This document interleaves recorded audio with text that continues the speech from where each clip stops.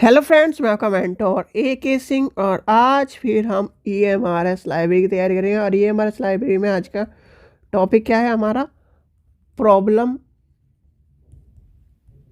Problem of incorporating changes. ठीक है, तो इसमें क्या आएगा, इसमें कौन कौन सी टर्म यूज़ होंगी वो आपको कहीं ना कहीं पता होनी चाहिए, और पता होगी तभी आप इस चीज़ को सॉल्व कर पाओगे। और सॉल्व कर पाओगे तो उसका रीज़न क्या है, यानी कि आप क्या कर पाओगे, पूरे पूरे चीज़ों को सॉल्व कर पाओगे। तो चलिए सबसे पहले देखते हैं आपका कि क्वेश्चन क्या क्या, यानी कि इस टॉपिक में क्या आता है, क्या चीज़ें आपको देखने के लिए मिलती हैं।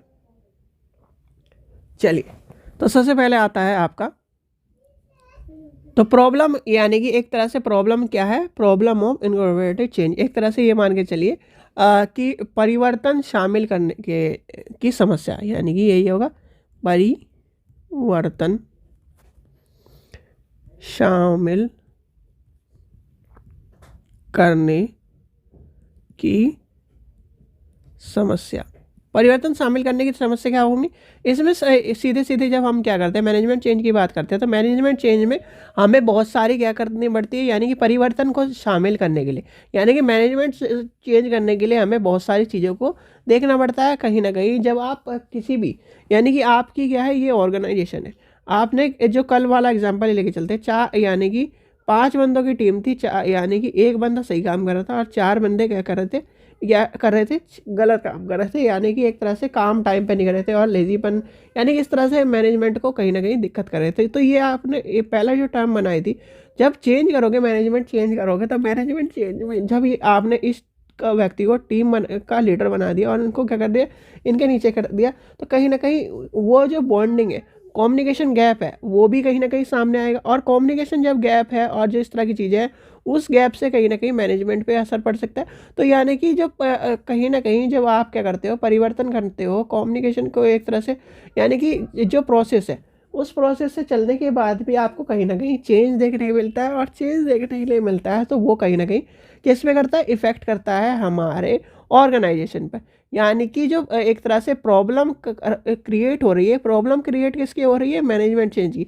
यानी कि मैनेजमेंट चेंज करने का प्रोसेस जब लग रहा है आसान है, वो आपका आसान नहीं है। आपको कल ही आपको बता देता, जब आसान नहीं है तो कहीं ना कहीं जब उसको प्रॉब्लम को एक तरह से ये मान के चलिए, जब हम चेंज करेंगे, ये मान के चलिए, आपसे एक एग्जांपल लेके चलते हैं।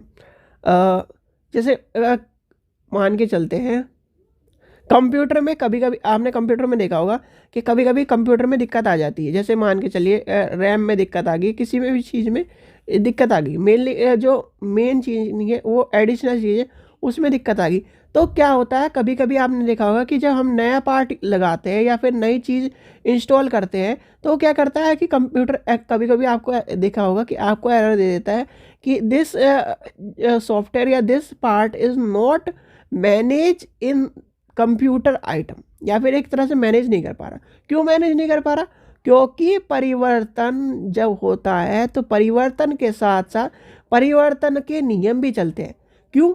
जब आप क्या करोगे, जैसे मान के चलिए आपने अपने घर में कुछ नियम परिवर्तन करे, तो आपने देखा होगा कि उसे परिवर्तन होने में कुछ ना कुछ टाइम लगता है।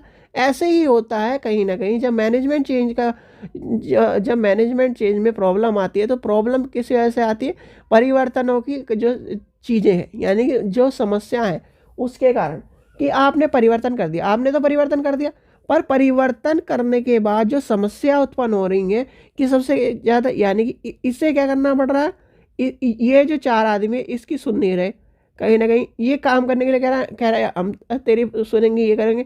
आपने देखा होगा कि नहीं, इस तरह का हो जाता है। जब आप ही, यानी कि आप 5 दोस्त हो, अब 5 में से एक क्या को बना दे कहीं ना कहीं हेड, और जो 4 आपके क्या हो, वो 4 सॉरी, एक को बना दे हेड और 4 क्या हो, जलने वाले हो, तो क्या होगा, तो वही होगा। देखियो, ये हमारे पे हुक्म फैल रहा है। इस तरह की बातें कहीं ना कहीं आपके सामने आएंगी, और जब इस तरह की बातें सामने आएंगी तो वही क्या होगा, फिर दोबारा कहीं ना कहीं मैनेजमेंट में इशू होगा, और मैनेजमेंट की वो समस्या क्रिएट होगी, और समस्या क्रिएट होगी तो चीज़ें आपके सामने आएंगी। अगर उसे भी छोड़ दे, कहीं ना कहीं जब मैनेजमेंट चेंज, न्यू मैनेजमेंट लाया जाएगा, तो न्यू मैनेजमेंट सिस्टम लाने के बाद तो क्या होगा, जो मैनेजमेंट यानी कि एक आदमी ने 2 साल आपकी कंपनी में काम किया तो उसको क्या है, नॉलेज ऑर्गेनाइजेशन की बात पता लगी, यानी कि नॉलेज ऑर्गेनाइजेशन की बात पता लगी। अब नया बंदा आ रहा है, यानी कि न्यू मैनेजमेंट को ज्वाइन कर रहा है एक पर्सन, तो वो क्या करेगा, पहले ऑर्गेनाइजेशन को जानेगा, यानी कि नॉलेज ऑर्गेनाइजेशन होगा, फिर नॉलेज ऑर्गेनाइजेशन से वर्किंग ऑर्गेनाइजेशन होगा, वर्किंग ऑर्गेनाइजेशन से वो क्या एक तरह से ट्रस्ट में आएगा, ट्रस्ट में आ गए वो कहीं ना कहीं उस कार्य में, यानी कि जो प्रोसेस क्या चल रहा था पहले चल रहा था उसी प्रोसेस में फिर दोबारा आएगी चीज़ें, और प्रोसेस में जब दोबारा चीज़ें आएंगी तो क्या होगा, मैनेजमेंट चेंज में कहीं ना कहीं ये सारी की सारी प्रॉब्लम होगी। इसीलिए कहते हैं कि हमें बहुत सी चीज़ें क्या है, बहुत सी चीज़ें मैनेजमेंट चेंज में हमें लॉस भी उठाना पड़ता है। इसलिए मैनेजमेंट चेंज कहीं ना कहीं जब करा जाता है तो उसमें सारी चीज़ों का ध्यान रखा जाता है कि मैनेजमेंट चेंज में कि लॉस भी हो सकता है, मैनेजमेंट चेंज में इन सब चीज़ों का को भुगतना बढ़ सकता है। तो ये सारी चीज़ें कहीं ना कहीं आती है इसमें। ठीक है, समस्या समझ गए, यानी एक एग्जांपल से आप समस्या समझ गए होंगे।